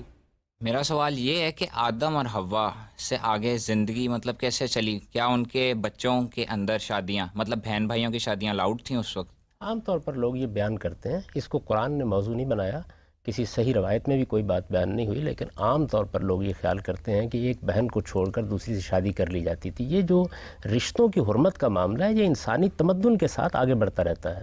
یعنی اصل چیز یہ ہے کہ انسان کو خاندان دیا جائے، خاندان میں کچھ رشتے مقدس ہوں اور ان مقدس رشتوں کے معاملے میں انسان ایک دوسرا طریقہ اختیار کرے، تو یہ چیز تمدنی ارتقاء کے ساتھ بڑھتی بھی رہی ہے، کم بھی ہوتی رہی ہے۔ مثال کے طور پر بنی اسرائیل کے ہاں بعض عورتوں کے ساتھ نکاح جائز تھا، ہمارے یہاں اس کو ممنوع قرار دے دیا گیا۔ اس کا تعلق بھی تمدن کی بڑھتی ہوئی تبدیلیوں سے ہے۔ تو اگر فرض کر لیجئے کہ کسی دور میں یہ طریقہ اختیار کیا گیا ہو تو کوئی قابل اعتراض چیز نہیں ہے، لیکن یہ محض ایک رائے ہے جو لوگوں نے اختیار کر رکھی ہے، نہ یہ قرآن میں بیان ہوئی ہے نہ یہ کسی صحیح حدیث میں بیان۔ سر لیکن اگر قرآن میں نہیں ہوئی تو اس کے بغیر ریپروڈکشن ہو نہیں سکتی۔ انسیسٹ ریلیشن شپس اسلام کے اندر سختی سے منع ہے، ٹھیک ہے؟ تو کیا اس وقت اللہ نے حضرت آدم کو مطلب یہ نہیں بتایا تھا کہ یہ بعد میں منع ہوں گے؟ کیا اس وقت دین اور تھا؟ بڑا اچھا سوال کیا آپ نے۔ ایک بات اس طرح سمجھ لیجئے کہ دین اصل میں دو چیزوں کا نام ہے، ایک ایمان اور دوسرے اخلاق۔ یہ جو شریعت اور قانون ہے یہ وقت کے ساتھ تبدیل ہوتا رہتا ہے اور اس کو تبدیل ہونا چاہیے۔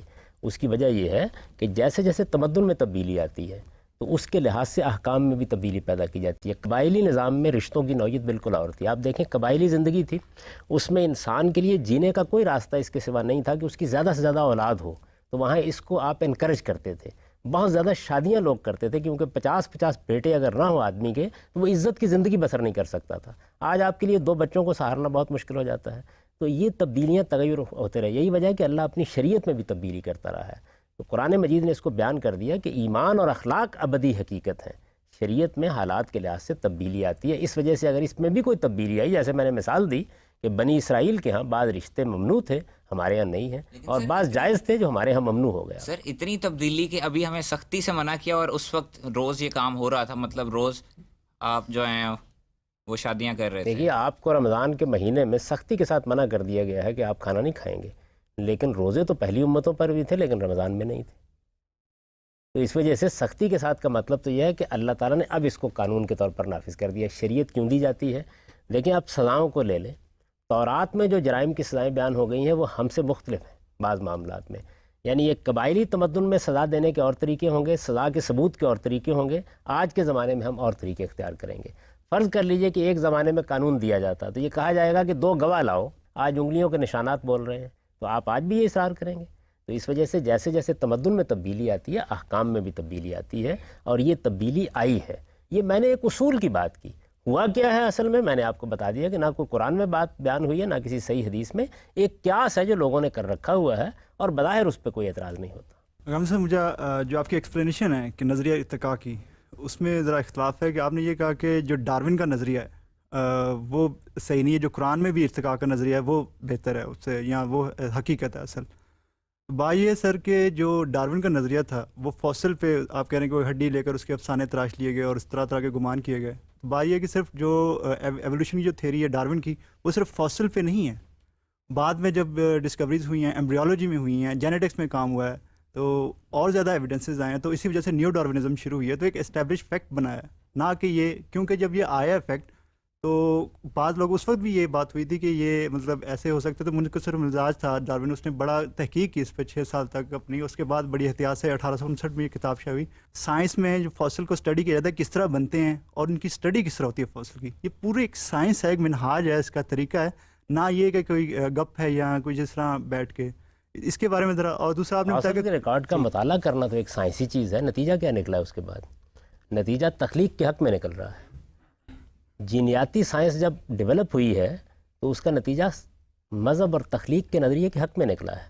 یعنی یہ معلوم ہوا کہ خلیے کو جتنا ڈارون کے زمانے میں سادہ سمجھا جاتا تھا اتنا سادہ ہے ہی نہیں. یہ معلوم ہوا کہ آنکھ کا اور کان کا خاص طور پر جب مطالعہ کیا گیا تو یہ ہو ہی نہیں سکتا کسی ناقص حالت میں وہ اپنا کام کر سکے. جب پروں کا مطالعہ کیا گیا اور ہڈیوں کا مطالعہ کیا گیا کہ ان میں کس طریقے سے ہوا بھرتی ہے, کیسے اڑنے کے لیے اسباب فراہم ہوتے ہیں, اس میں پھیپھڑوں کی نوعیت پرندوں کی کس طرح تبدیل ہو جاتی ہے, تو انکشافات ایسے ہوئے کہ جنہوں نے اس نظریے کو دفن کرنے کا کام کیا. تو اصل میں بات یہ ہے کہ یہ دنیا کے لیے ایک انکشاف ہے جو آپ فرما رہے ہیں کہ یہ فیکٹ بنتا جا رہا ہے.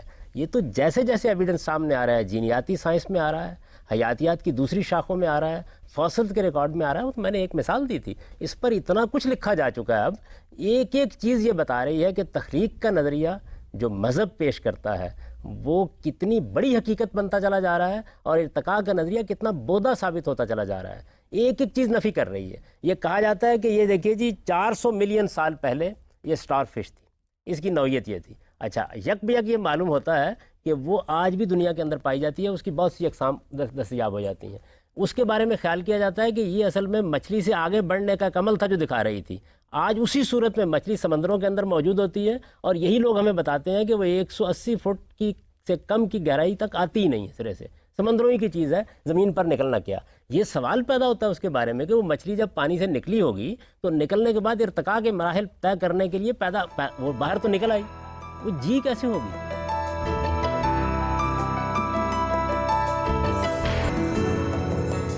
غم سے مجھے جو آپ کی ایکسپلینیشن ہے کہ نظریہ ارتقاء کی کہ زمین کے پیٹ سے پیدا کیا اور نکلا, وہ ایک انڈا بنا اور کیچڑ تھے اور اس میں سے, تو سر انسان جو اس وقت جو بیبی ہوتا ہے جو چھوٹا 1 دن کا یا جو, وہ تو ایک کمزور ہوتا ہے کہ وہ اپنی نگہداشت نہیں کر سکتا. جبکہ جو ڈارون کی تھیوری جو ایپ سے اگر ایوالو ہوا ہے انسان, تو جب وہ انسان جو موجودہ شکل سے قریب تر میں جب آیا تو اس کی نگہداشت تو کرنے والوں کوئی تھا, جو اگر اس کو مان لیجیے کامن اینسیسٹری تھی.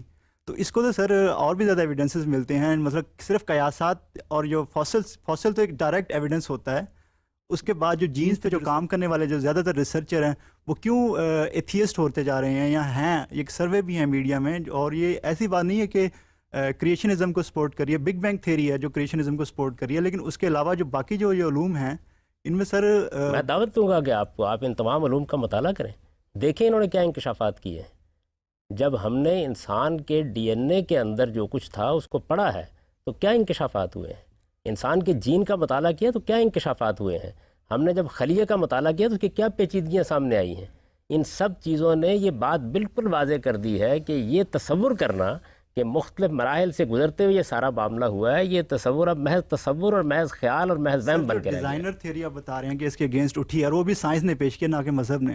تو ڈیزائنر تھیوری میں بھی میں نے تو اس کا نام نہیں لیا, ٹھیک ہے ڈیزائنر تھیوری کا میں نے تو نام نہیں لیا. میں تو آپ کو یہ بتا رہا ہوں کہ جو ایویڈنس چاہیے تھا اس کے حق میں وہ ایویڈنس ملنا تو ایک طرف رہا. دیکھیے بڑی سادہ سی بات ہے, جب آپ یہ کہتے ہیں کہ ارتقاء کا ایک پورا عمل ہوا ہے تو میں نے اس لیے ذکر کیا فاسلز کا کہ یہ کیسے ہو سکتا ہے کہ جس مخلوق کا فاسل بھی ملے کامل شکل میں ملے. سوال یہ ہے کہ اگر آپ یہ کہتے ہیں کہ جی دیکھیے یہ جو گھوڑا گاڑی تھی یہ بگی بنی اور بگی نے ارتقاء کے مراحل طے کرتے کرتے موٹر کار کی شکل اختیار کر لی, وہ درمیان کے مراحل کدھر گئے؟ اگر وہ درمیان کے مراحل موجود ہیں تو فاسلز میں کیوں ریکارڈ میں نہیں آ رہے؟ اور جو آتے ہیں جو جس کو میں نے کہا یہ سائنس فکشن بنتا جا رہا ہے, وہ کیا ہوتا ہے؟ ہوتا یہ ہے کہ ایک افسانہ ہمیں بتایا جاتا ہے, کوئی 40-50 سال تک اس افسانے کا پروپیگنڈا ہوتا ہے, اس کے بعد یک بیک پتہ چلتا ہے کہ اس کی تو حقیقت ہی کوئی نہیں. تو سر مذہب کا کام تو یہ بن گیا کہ وہ بیٹھ کے آتا ہے, جو بھی ڈسکوری آتی ہے نئی اس کی مخالفت کرتا ہے, جب اسٹیبلش فیکٹ بن جاتا ہے تو کہتا ہے یہ تو ثابت ہے قرآن سے.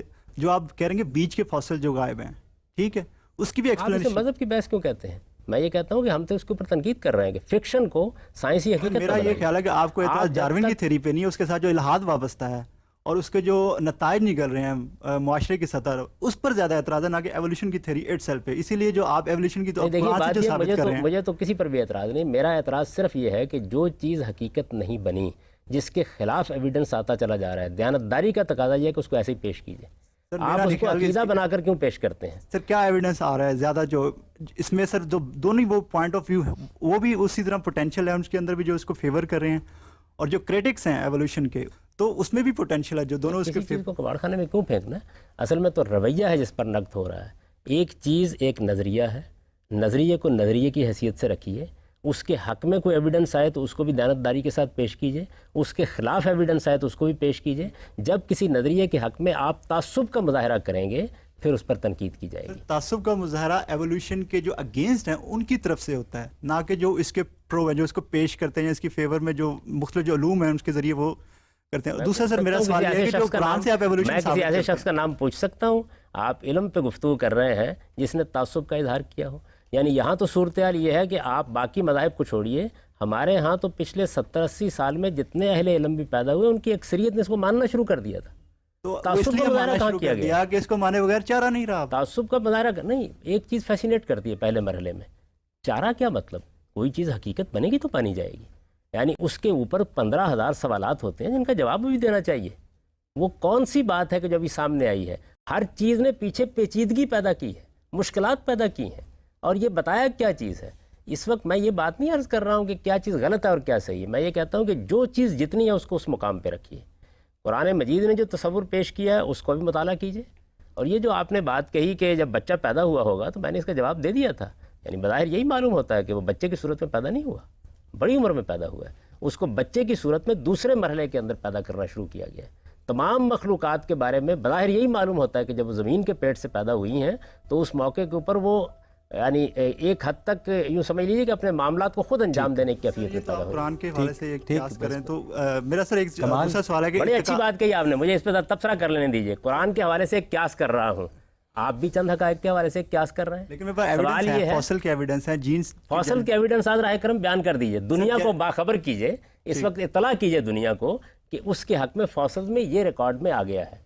اس کے اوپر اتنی تنقید ہو چکی ہے میرے بھائی کہ اب تو کچھ بھی باقی نہیں. جو سر قرآن میں آپ بتا رہے ہیں کہ ارتقاء کا نظریہ ہے، تو سر میں یہ جاننا چاہتا ہوں، یہ سر جو جس زمانے میں قرآن نازل ہوا ہولی پروفٹ پہ اور جو صحابہ کے، کیا ان کو بھی یہ اس کا علم تھا؟ یا جو آپ بتا رہے ہیں ایکسپلینیشن آج کے دور میں جب اس کے رد عمل میں ڈارونزم کے جو یہ ڈیولپ ہوا ہے، کیا یہ نظریہ اس وقت بھی تھا عرب معاشرے میں؟ بات یہ ہے کہ کسی چیز کو آپ جب وضاحت سے بیان کرتے ہیں تو اپنے دور کی زبان میں بیان کرتے ہیں. قرآن مجید تو کسی نظریے کو بیان کرنے کے لیے نازل ہی نہیں ہوا، اس نے خدا کی قدرت کو بیان کیا. خدا کی قدرت کو بیان کرتے ہوئے انسان کی تخلیق کے مراحل کی طرف بھی اشارہ کر دیا.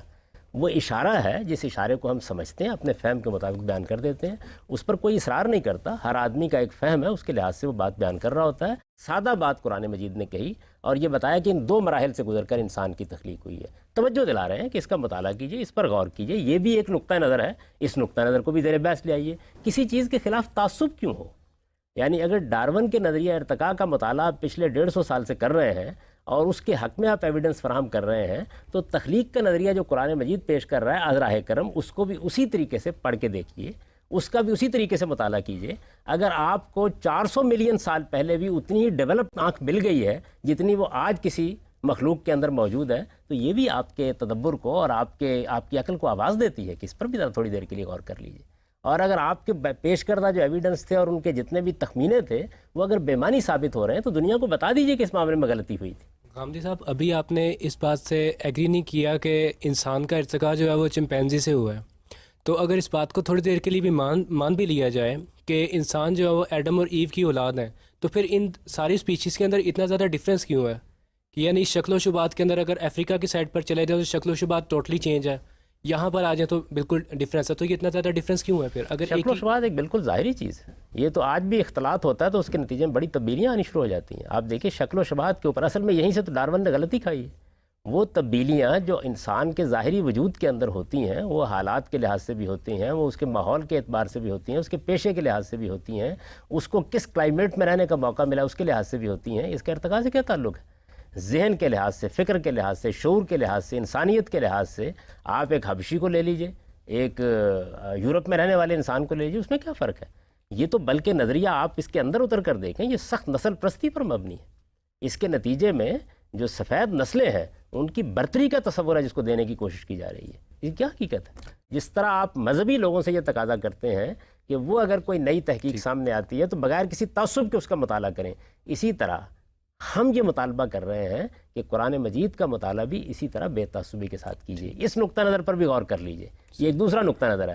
دیکھیے میں نے جس چیز کی طرف توجہ دلائی ہے وہ یہ ہے کہ یہ جو افسانہ ہے کہ قرآن یہ کہتا ہے کہ ایک پتلا بنایا گیا اور اس میں پھونک مار دی گئی، یہ تو لوگوں کا بنایا ہوا افسانہ ہے. قرآن مجید تو بڑی سائنٹیفک بات کر رہا ہے. وہ یہ کہتا ہے کہ ماں کے پیٹ میں بالکل وہی پروسیس ہوا ہے، اسی پروسیس کو ہم نے کنڈنس کیا ہے اور اب خود انسان کے اندر رکھ دیا اور اس کے مطابق تخلیق ہو رہی ہے۔ یہ نظریہ کیوں قابل مطالعہ نہیں ہے؟ اس کا کیوں مطالعہ کر کے، اس پر غور کر کے اس کے حق میں بھی شواہد جمع کرنے چاہیے۔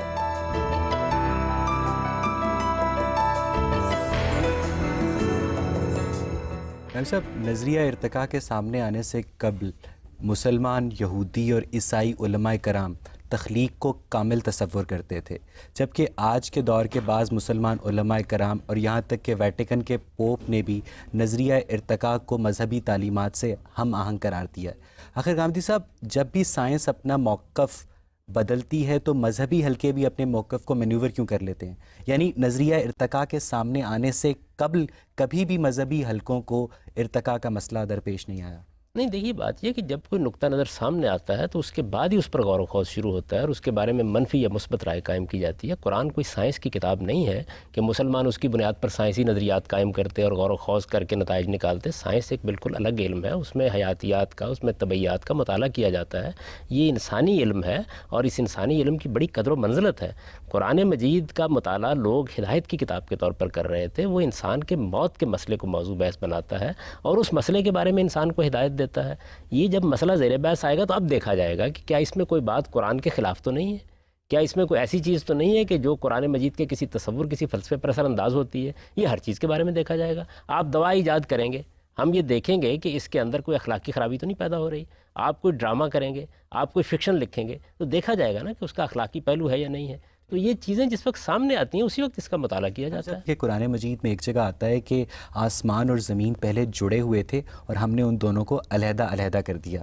پھر ایک جگہ قرآن مجید میں آتا ہے کہ پہلے ہم نے زمین تخلیق کی اور جب ہم آسمانوں کی طرف متوجہ ہوئے تو ہم نے ٹھیک 7 آسمان بنا دیے۔ اس سے ایسے لگتا ہے کہ پہلے زمین تخلیق کی گئی اور بعد میں آسمان بنائے گئے۔ تو آپ ان چیزوں کو کیسے ریکنسائل کریں گے؟ آپ ایک گھر بنا رہے ہوتے ہیں نا تو ایک وقت میں اس کا ڈھانچہ کھڑا کرتے ہیں، اس کے بعد کبھی ایک کمرے کی طرف متوجہ ہوتے ہیں، کبھی کسی دوسرے کمرے کی طرف متوجہ ہوتے ہیں۔ قرآن اس کو بیان کر رہا ہے۔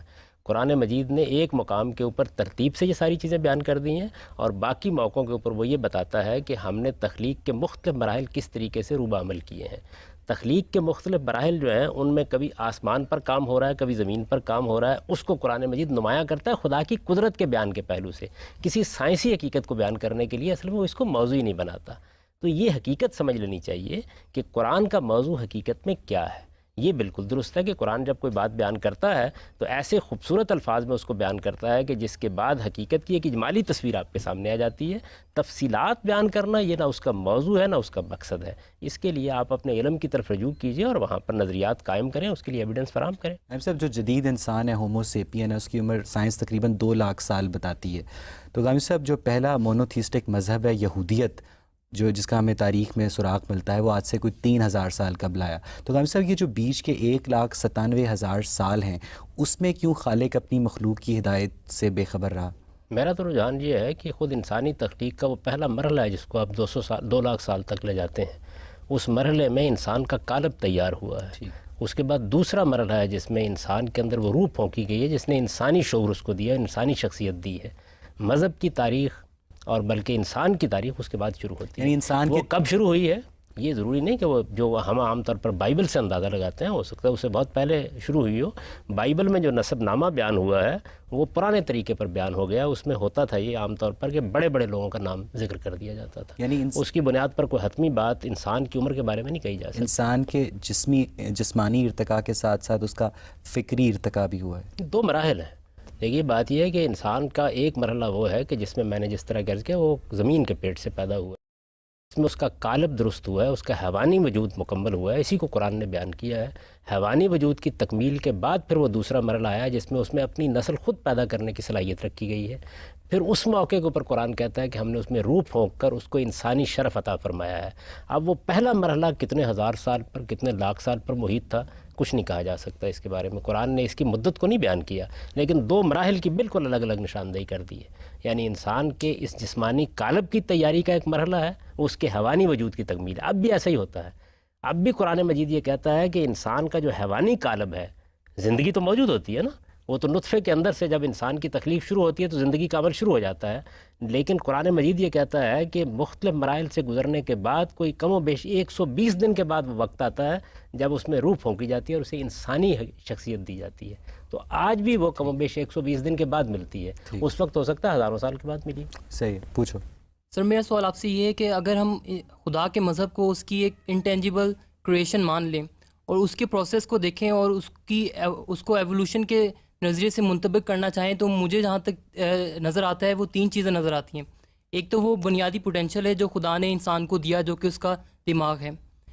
دوسری چیز وہ ہے جو کہ اتفاقات پہ بیس کرتی ہے، جس میں ڈفرینٹ قسم کے چانسز ہیں، جو انسان کی ول پاور ہے، جس کے ذریعے انسان نے علوم حاصل کیے اور کسی کے حد تک خدا کا تصور بھی واضح کیا. اور تیسری چیز اس میں یہ آتی ہے کہ خدا نے جب زمان اور مکان کے قواعد توڑے، جس کو ہم ٹائم اینڈ اسپیس کہتے ہیں، اور وحیاں نازل کی انسان کے اوپر، تو اس کے ذریعے خدا نے اپنے اس ایوولوشنری پروسیس کو کنٹرول کرنا چاہا. تو یہ خدا کے مذہب کا پروسیس ہے جو کہ آہستہ آہستہ آدم سے لے کے حضرت محمد صلی اللہ علیہ وسلم تک چلا. اسی نظریے کو اگر ہم انسانی جسم کے اوپر منطبق کرنا چاہیں تو میں یہ کہہ سکتا ہوں کیا کہ ایک بیسک مادہ تھا جس کے اندر خدا نے ایک پوٹینشیل دیا، اور اس میں ایک اتفاقات اور چانسز تھے اور ڈفرینٹ قسم کے آؤٹ کمس تھے، جس کو خدا نے باری باری پرکھا اور پھر اینڈ میں اس ٹائم اور اسپیس کے قوانین کو توڑ کے اس کی تخلیق فرمائی. جب آپ کوئی رائے قائم کرتے ہیں تو یہ ضرور دیکھ لیجئے کہ خدا کی کتاب اس معاملے میں کیا کہتی ہے. قرآن بھی مذہب کی ایک تاریخ بیان کرتا ہے، اور وہ یہ کہتا ہے کہ اس کی ابتدا کہاں سے ہوئی ہے. یہ بتاتا ہے کہ ہم نے پہلے انسانی کو یہ شرف بخشا کہ ان کو ہم نے نبوت کے منصب پر فائز کیا. مذہب اپنی اصل حقیقت کے اعتبار سے ان کے دل و دماغ پر نازل کیا گیا. یہ بتاتا ہے کہ مذہب کی جو بنیادی چیزیں ہیں ان کی باقاعدہ تربیت دے کر ان کو دنیا میں بھیجا گیا. اور پھر یہ بتاتا ہے کہ لوگ توحید پر قائم تھے، لوگ مذہب کے بارے میں بالکل صحیح تصور پر قائم تھے. اختلافات انہوں نے بعد میں پیدا کیے. جب اختلافات انہوں نے پیدا کیے تو اس کے بعد نبیوں کا ایک پورا سلسلہ جاری کر دیا گیا جو بار بار آ کر ان کو متنبع کرتے رہے. تو یہ قرآن مجید کی یہ بات ہے، اگر آپ اس کو حاضر علم کی روشنی میں رکھ کے دیکھیں تو یہ بڑی قرین قیاس معلوم ہوتی ہے. ہماری معلوم تاریخ میں ایک پیغمبر ہوئے ہیں محمد الرسول اللہ صلی اللہ علیہ وسلم. ان کے بارے میں تو یہ مسئلہ نہیں کہ پری ہسٹورک ہے. انہوں نے توحید کا تصور پیش کیا، توحید کی منادی کی، آخرت کا تصور پیش کیا.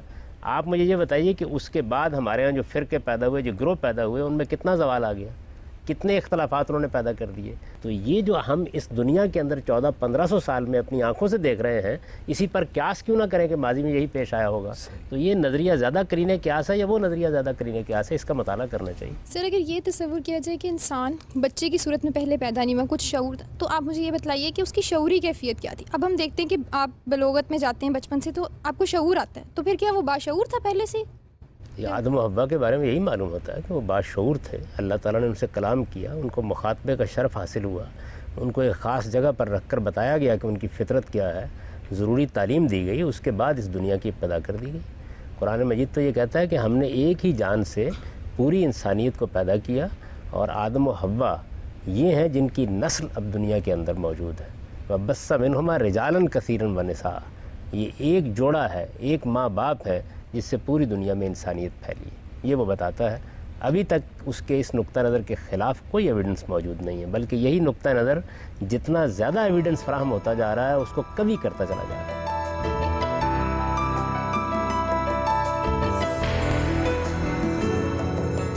بات یہاں پہ جو زیادہ تر ہو رہی ہے اس کو اگر ہم تھوڑا جنرلائز کریں تو وہ یہ ریزن اور فیتھ کی بات ہو رہی ہے. تو عباسی دور میں کہا یہ جاتا ہے کہ اسلام جو ہے، فیتھ جو ہے اسلامک، وہ ریزن کے خلاف ہے. اور اس کی مثال یہ دی جاتی ہے کہ عباسی دور میں جب معتزلہ کو سنب کیا گیا تو وہ دراصل ریشنلزم کا ایک قتل تھا، اور اس کی بنیاد پہ مسلمان مادی طور پہ پھر ترقی نہیں کر سکے، انحطاط پذیر ہو گئے. تو میرا سوال یہ ہے کہ کیا اسلام ریزن کو سنب کرتا ہے، یا اس ریزن کو صرف سنب کرتا ہے، اس سائنس اور اس فیتھ اور ریزن کے اس ریلیشن کو جس میں ایک دوسرے پر اطباق و تطبیق سے اسلام کو سائنس سے ثابت کیا جاتا ہے اور سائنس کو اسلام میں.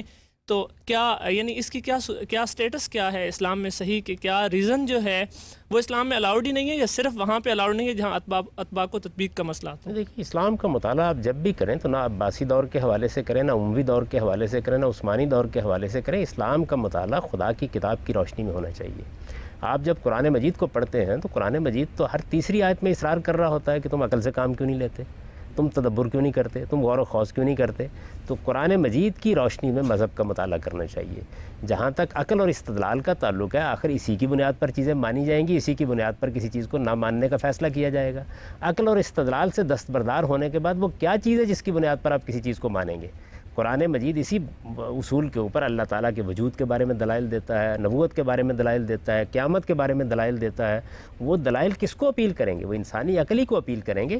غلطی کیا ہوتی ہے؟ غلطی یہ ہوتی ہے کہ ہم بعض اوقات ایک خاص علم سے مروب ہو کر اس کی جو منطق ہے اس کو عقلی بات سمجھ لیتے ہیں.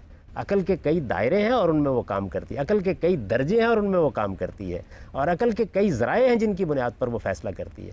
مثلا میں اپنے حادثہ اخلاقی کو اپنے اندر پاتا ہوں, خیر و شر کا ایک شعور ہے, تو میری عقل ہی ہے جو اس کا ادراک کرتی ہے, لیکن وہ کوئی منطقی استدلال کی چیز نہیں ہے. منطقی استدلال بالکل اور چیز ہے اور عقلی استدلال بالکل اور چیز ہے. ان دونوں کو الگ الگ طریقے سے سمجھ لینا چاہیے. تو مذہب کبھی بھی عقلی استدلال کے خلاف نہیں ہو سکتا, نہ کبھی ایسی بات کہی گئی ہے. البتہ جس چیز کو آپ نے فیتھ یا ایمان سے تعبیر کیا ہے وہ کیا چیز ہے اس کو بتائے گا نا اللہ تعالیٰ, اس کو بتائیں گے. تو ایمانیات 5 ہیں. خدا پر ایمان ہے, کتابوں پر ایمان ہے, فرشتوں پر ایمان ہے, نبیوں پر ایمان ہے, آخرت پر ایمان ہے. ان میں سے تو ایک ایک چیز کے حق میں قرآن نے دلائل دی ہیں. آدم اور حوا انسان تھے, کیونکہ جیسا کہ بتایا جاتا کہ روز بچوں کی برتھ ہوتی تھی, تو وہ انسان مطلب ایک نارمل انسان کو دیکھا جائے تو دے ول بی کالڈ میوٹنٹس, ٹھیک ہے, they are not human beings. تو اس طرح دیکھا جائے تو پھر تو جس طرح سائنس کہتی ہے کہ انسان نہیں تھے اور یہ بندر تھے اور قسم مخلوق تھی کوئی, پھر تو وہ چیز صحیح نہیں ہو جاتی. یہ آپ کو کس نے بتایا کہ آدم و حوا کے یہاں صبح و شام بچے پیدا ہوتے رہتے تھے؟ سر یہ ہر جگہ پہ لکھا ہوا ہے کہ ادھر ہر جگہ سے کیا مراد ہے؟ ایک تو قرآن مجید ہے, اس میں تو کہیں سر لکھا 9 منتھ سے کم پیریڈ میں ہوتے تھے, اور 9 منتھس جو ہے میں یہ کہتا ہوں کہ ایک تو قرآن مجید ہے, اس میں تو جو کہیں لکھا ہوا, اس کے بعد رسالت میں آپ صلی اللہ علیہ وسلم کی حدیث ہو سکتی ہیں, اس میں بھی کہیں نہیں لکھا ہوا. تو سوال یہ ہے کہ جو افسانے بیان کیے جاتے ہیں, یعنی ہم سائنس میں بھی افسانے پڑھتے ہیں, ہم مذہب میں بھی افسانے پڑھتے ہیں. جب آپ سائنسی علم پہ گفتگو کریں تو حقائق کی بنیاد پہ گفتگو کریں. نظریات بہت ہوتے ہیں. دیکھیے سائنسی علم کیسے ترقی کرتا ہے, نظریات پیش کیے جاتے ہیں, مفروضے کے طور پر ہوتے ہیں, تحقیق کی جاتی ہے, لیکن نظریے کو نظریہ رکھیے, مفروضے کو مفروضہ رکھیے. مذہب پر گفتگو کرنی ہے تو سب سے پہلے دیکھنا چاہیے قرآن کیا کہتا ہے. اللہ تعالیٰ نے قرآن میں جو بات بیان کی ہے اس کے بالکل خلاف ہے. اللہ تعالیٰ یہ بیان کرتے ہیں کہ پہلے مرحلے میں جو تخلیق ہوئی ہے, براہ راست مٹی کے پیٹ سے جو تخلیق ہوئی ہے, اس کے بارے میں بھی نہیں کہا جا سکتا کہ وہ اربوں سال میں ہوئی ہے یا لاکھوں سال میں ہوئی ہے یا کروڑوں سال میں ہوئی ہے, کیا ہوا ہے. اور دوسرے مرحلے کے بارے میں بھی اللہ تعالیٰ نے کوئی مدت مقرر نہیں کی, لیکن یہ جو 9 مہینے کی 10 مہینے کی مدت ہے جو نسل کے اعتبار سے ہے, یہ تو ہمارے مشاہدے کی چیز ہے. سوال یہ ہے کہ اس کے خلاف کوئی بات ہو تو ہم قبول کریں گے نا, ورنہ یہی سمجھیں گے کہ اسی اصول کے اوپر بچے پیدا ہوتے رہیں. اس کے خلاف کوئی چیز اللہ کو بیان کرنی چاہیے یا تاریخی شواہد سے سامنے آنی چاہیے. سر آپ نے ابھی کہا کہ جو ان کا سوال تھا کہ حضرت آدم اور حضرت حوا جس طرح سے بچوں کی پیدائش یا اس میں جو عرصہ ہوتا تھا وہ مذہب میں بیان نہیں کیا گیا, اور دوسری طرف آپ یہ بھی کہہ رہے ہیں کہ جو سائنس ہمیں بتا رہی ہے اس پہ جو ریسرچ ہمیں بتاتی ہے اس پہ بھی ہم یقین نہ کریں, تو ہم اپنی سوچ کو, جو ہماری پیاس ہے سوچ کی اور نالج کی, ہم اس کو کس طرح سے پر کریں؟ یہ میری بہن, میں نے کب کہا ہے کہ آپ ریسرچ پہ اعتماد نہ کریں, ریسرچ کریں, لیکن جب کوئی چیز حقیقت بنے تو تب اس کو حقیقت کے طور پر پیش کریں. جب تک وہ ایک مفروضہ اور نظریہ ہے اس کو اسی حیثیت سے پیش کریں, ایک بات. اور دوسرے یہ کہ جن معاملات میں اللہ کی کتاب میں کوئی بات کہی گئی ہے آپ اس کو نہ مانیں خدا کی کتاب کے طور پر, وہ ایک نقطہ نظر ہے نا, اس نقطہ نظر کو بھی اتنی اہمیت دیں اپنی ریسرچ میں کہ یہ بھی ایک نقطہ ہے. میں نے آپ کو توجہ دلائی نا کہ اب تک تو تقابل معلوم ہے کن چیزوں میں کیا جا رہا ہے, کہ ایک طرف نظریہ ارتقاء ہے اور دوسری طرف یہ کہانی ہے کہ ایک پتلا بنایا گیا مٹی سے اور اس میں پھونک مار دی گئی. میں نے توجہ دلائی ہے کہ قرآن اس سے ایک بالکل مختلف بات بیان کر رہا ہے. آج راہ کرم اس پر بھی توجہ کر لیجئے. وہ کہتا ہے ارتقاء ہوا ہے, لیکن ارتقاء کی نوعیت یہ ہے, ان 2 مراحل کے اندر انسان کو تخلیق کیا گیا ہے. پہلے مرحلے میں تخلیق کا یہ پروسیس اختیار کیا گیا ہے, دوسرے میں یہ اختیار کیا گیا ہے. یہ اتنی سائنٹیفک, اتنی عقلی اور اتنی معقول بات ہے, اس پر بھی ذرا غور کر لیجیے تھوڑی دیر. ایوولوشنرز کی رائے ہے کہ انسانی جسم میں اپینڈکس اور دیگر بہت سارے ایسے ویسٹیجیل آرگنز پائے جاتے ہیں جو وقت گزرنے کے ساتھ ساتھ اپنا فنکشن کھو چکے ہیں. تو کیا ان کی یہ دلیل ڈاروینین ایوولوشن کے حق میں ایک شہادت نہیں ہے؟ دیکھیے یہ بات یہ ہے کہ یہ وہی بات ہے جس کو میں نے عرض کیا کہ ایک بڑی معمولی سی چیز جس پر ابھی آپ نے تحقیق نہیں کی, معلوم نہیں, کچھ عرصہ آپ اور بسر کریں تو آپ کو ان چیزوں کی بھی کچھ افادیت معلوم ہو جائے. کتنی چیزیں ہیں جن کے بارے میں انسان آج نہیں جانتا, کل جان لے گا, اور کتنی چیزیں اپینڈکس کو کاٹ کے پھینک دیا جائے تو انسان ایک مکمل طور پر صحت مند زندگی بسے. دیکھیے جی بات یہ ہے کہ دل تبدیل کر دیا جاتا ہے, گردہ تبدیل کر دیا جاتا ہے, گردہ ایک ختم کر دیا جاتا ہے، اس کے باوجود بھی انسان زندگی بسر کر رہا دوائیاں ہے۔ لینی پڑتی ہیں جبکہ اپینڈکس کے بعد کوئی دوائی نہیں لینی میں یہ عرض نہیں کر رہا، میں یہ عرض کر رہا ہوں کہ آپ افادیت افادیت کو صرف صحت تک کیوں محدود کرتے ہیں؟ افادیت کے 10 پہلو ہو سکتے ہیں جن میں سے کچھ چیزیں ہمارے علم میں نہ آئی ہوں آج۔ یعنی اب جب زندگی کو بڑھنے دیجئے، تحقیق کو آگے بڑھنے دیجئے، یہ محض ایک آنت کا ہونا یہ تو اس بات کی دلیل نہیں ہے کہ انسان جو ہے وہ بندر سے پیدا ہو گیا ہے، یا انسان مچھلی سے پیدا ہو گیا ہے، یا انسان گھوڑے سے پیدا ہو گیا ہے۔ یہ بہت کم ایویڈنس ہے۔ یہ تو محض زیادہ سے زیادہ آپ کہہ سکتے ہیں کہ اچھا اس پر غور کرنے کے لیے ایک کرینہ یہ بھی ہے۔ میں یہ کہتا ہوں کہ اس کو اسی جگہ رکھیے۔ کرائن کو کرائن کی جگہ رکھا جاتا ہے، یعنی آپ نے ایک شخص کو پھانسی چڑھانا ہے، اس کے لیے شہادت ہونی چاہیے، ایک معمولی سا کرینہ، معمولی سا احساس ہو سکتا ہے کہ یہ آدمی اس نے قتل کیا ہو، اس کی بنیاد پر پھانسی چڑھا دیں گے اس کو۔ تو میرے کہنے کا مطلب یہ ہے کہ دونوں جانب استدلال پیش کیا جا رہا ہے، اس استدلال کو اسی طرح پیش ہونا چاہیے جیسے کہ وہ ہے۔ تخلیق کے نظریے کے حق میں جو استدلال پیش کیا جا رہا ہے وہ بھی اسی جگہ رہنا چاہیے، اور ارتقاء کے نظریے کے حق میں جو بات کہی جا رہی ہے وہ بھی اسی جگہ رہنی چاہیے۔ اور اگر اس کے خلاف کوئی بات سامنے آتی ہے تو دیانتداری کے ساتھ اس کو دنیا تک پہنچنا چاہیے۔ اس وقت تو جب میں سائنسدانوں کو پڑھتا ہوں، خاص طور پر ارتقاء کے نقطہ نظر کے حاملین کو، تو مجھے یہ محسوس ہوتا ہے کہ جیسے ان کے اوپر شدید افسردگی طاری ہو جاتی ہے جب ارتقاء کے نقطہ نظر کے بالکل خلاف کوئی ایویڈنس سامنے آ جاتا ہے۔ تخلیق کے نظریے کو اور ارتقاء کے نظریے کو برابر رکھ کر مطالعہ تو کیجیے کم سے کم ان دونوں کا۔ یہ کیا تعصب ہے کہ ایک چیز کو آپ سائنسی حقیقت کے طور پر بیان کرنا شروع کر دیتے ہیں، ہے وہ ایک نظریہ، اور دوسری چیز کو آپ رد کر دیتے ہیں، اس پر غور کرنے کے لیے بھی تیار نہیں ہوتے۔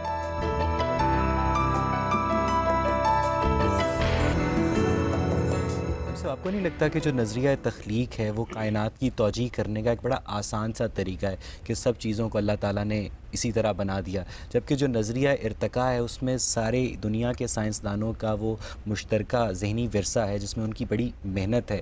تو جو زیادہ مشکل رہا ہے، جو زیادہ کٹھن رہا ہے، وہ نظریہ ارتقاء ہے نہ کہ نظریہ تخلیق۔ یہی بات یہ نظریہ تخلیق کو آپ نے بہت سادہ کر دیا، خدا نے بنا دیا۔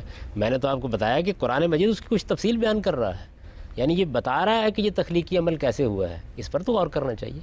یعنی ایک راہ چلتا آدمی ایک نظریہ پیش کرتا ہے اور آپ کو ذرا قرینہ قیاس لگتا ہے تو آپ فوراً تحقیق کرنے کے لیے بیٹھ جاتے ہیں۔ اللہ تعالیٰ نے بھی کچھ باتیں کہی ہیں، ان کے اوپر بھی ذرا تحقیق کر لیجیے، چلیں برابری کی سطح پر رکھ کے تحقیق کر لیجیے۔ یعنی تعصب کی کیا وجہ ہے؟ یہ تعصب مذہبیات کے دائرے میں ہو تب بھی قابل مذمت ہے، اور علوم کے دائرے ہو تب بھی قابل مذمت ہے۔ آپ برابر کی سطح پہ رکھ کے مطالعہ کریں صورتحال کا۔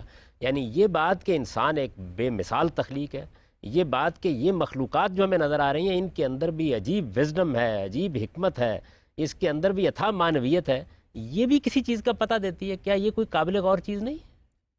اس قابل غور چیز کو قابل غور سمجھ کر اس پر گفتگو کریں۔ جو مڈ اسکیپر ہے اور وہ کیا کہتے ہیں فش اور ایمفیبین کے بیچ میں، اور جو ڈک بلڈ پلیٹیپس ہے وہ میمل اور فش کے بیچ میں، تو اس طرح کے جو جانور ہیں وہ اس چیز کو سپورٹ نہیں کرتے ایوولوشن کو۔ بیچ میں ہونے سے کیا مراد ہے؟ بیچ میں ہونے سے مراد اگر یہ ہے کہ ایک مشابہت ادھر بھی پائی جاتی ہے ادھر بھی پائی جاتی ہے، تو یہ مشابہت تو کائنات کا حسن ہے۔ بیچ میں ہونے سے مراد کیا ہے؟ نظریہ ارتقاء کی روح سے ہونا یہ چاہیے کہ ایک مخلوق دوسری مخلوق کے درمیان کا عرصہ طے کرتی ہوئی نظر آئے، ایسی کوئی چیز نہیں ہے۔ آپ یہ دیکھیں کہ جتنی مخلوقات کا آپ نے ذکر کیا قدیم ترین زمانے میں بھی مل گئی ہیں اور جدید ترین زمانے میں بھی موجود ہیں۔ میں نے تو آپ سے عرض کیا کہ نظریہ ارتقاء کے حاملین جن چیزوں کو پیش کر رہے تھے کہ دیکھیے یہ چیزیں جو ہیں ان میں کچھ آثار مل رہے ہیں اس بات کے، میں دانتوں والے بعض ایسے جاندار ملے کہ جن میں یہ معلوم ہوا کہ غالباً یہ پرندوں کے قریب پہنچنے کا ایک عمل ہے، لیکن بالکل اسی طرح کی چیزیں آج کے زمانے میں مچھلیوں میں مل گئیں۔ تو اس وجہ سے پے در پے وہ ایویڈنس ملتا چلا جا رہا ہے کہ جو تخلیق کے نظریے کو زیادہ موقت کرتا جا رہا ہے اور ارتقاء کے نظریے کو زیادہ مخدوش بناتا چلا جا رہا ہے۔ یہ بیچ میں ہونے کا مطلب سمجھ لینا چاہیے کیا ہے۔ یعنی ویسے تو بظاہر آدمی کہہ سکتا ہے کہ جی چمپینزی انسان کے بیچ میں ہے، لیکن یہ بیچ میں ہونے کا کیا مطلب؟ انسان کے اور اس کے درمیان زمین آسمان کا فرق ہے۔ وہ ہر حال میں اپنے آخری درجے میں بھی جانور ہے، اور انسان ایک باشعور مخلوق ہے، حادثہ اخلاقی رکھتا ہے، اس کے اندر سم و بصر کی صلاحیتیں ہیں۔ اس کو دیکھیے قرآن کتنی خوبصورتی کے ساتھ بیان کرتا ہے۔